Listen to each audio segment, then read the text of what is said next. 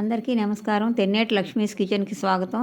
ఇంకా లేట్ చేయకుండా ఈరోజు రెసిపీలోకి వెళ్ళిపోదాం. ఈరోజు మనం కందా బచ్చలి ఆవబెట్టిన కూర చేసుకుంటున్నామండి. దానికి కావాల్సిన పదార్థాలు: చిటికెడు ఇంగువ, 4 ఎండుమిరపకాయలు, 2 కరివేపాకు రెమ్మలు, 2 టేబుల్ స్పూన్ల ఆవాలు, 1 టేబుల్ స్పూన్ ఉప్పు, 4 పచ్చిమిరపకాయలు, చిటికెడు పసుపు, 1 నిమ్మకాయ, 1/2 టేబుల్ స్పూన్ మినపప్పు, 1/2 టేబుల్ స్పూన్ శనగపప్పు, 200 గ్రాముల కంద, 2 కట్టల బచ్చల కూర. మనం తీసుకున్న బచ్చలు ఇట్లా కట్ చేసి పెట్టుకోవాలి. కందని కూడా ఈ సైజు ముక్కలు కట్ చేసి పెట్టుకోవాలి. ఈ సైజు ముక్కలు ఇట్లా కట్ చేసి పెట్టుకోవాలండి.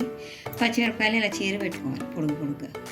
ఇప్పుడు ఈ కంద ఈ బచ్చలి కుక్కర్లో వేసి పసుపు వేసి కుక్కర్లో పెట్టి 3 విజిల్స్ రానియాలి. ఇప్పుడు స్టవ్ వెలిగించి 3 విజిల్స్ వచ్చేస్తే కుక్కర్ని ఆన్ చేయాలి.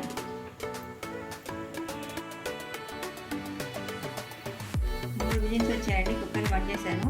ఇప్పుడు చల్లారి పెట్టినాక మూత తీసి చూస్తాను.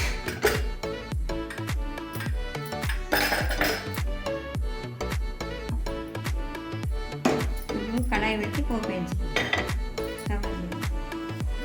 నూనె కొంచెం వేడెక్కాలి. వేడెక్కాక శనగపప్పు వేసుకుంటాం.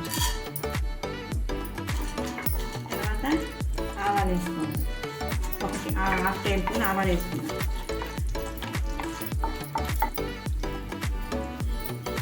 ఇప్పుడు మినపప్పు వేసేసుకోవాలి. ఇప్పుడు మనం తీసుకుని ఎండుమిరపకాయలు ముక్కలు చేసుకొని వేసుకోవాలి.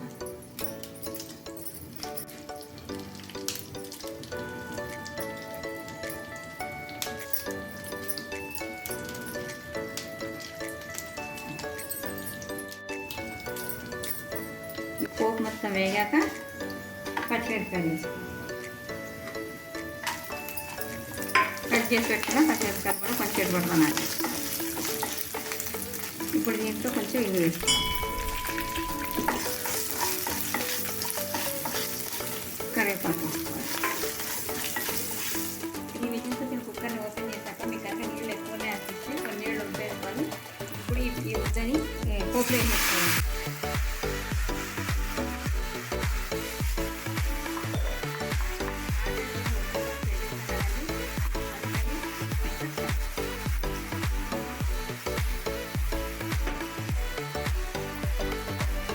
ఉడికించిన ముక్కల్ని వీడియోలో చూపించినట్టు మెత్తగా ఎనుపుకోవాలి.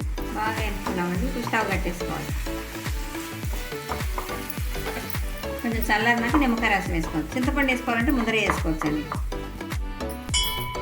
ఇప్పుడు మనం ఆవబెట్టడానికి ఆవాలు ఎండుమిరపకాయలు దంచుకుందామండి. మిక్సీలో కూడా వేసుకోవచ్చు. కొంచెం అంటే మిక్సీ పట్టదు కదా అని దంచుకుంటున్నాం. ముక్కలు వేసేసుకొని దంచుకుంటే అయిపోతుంది.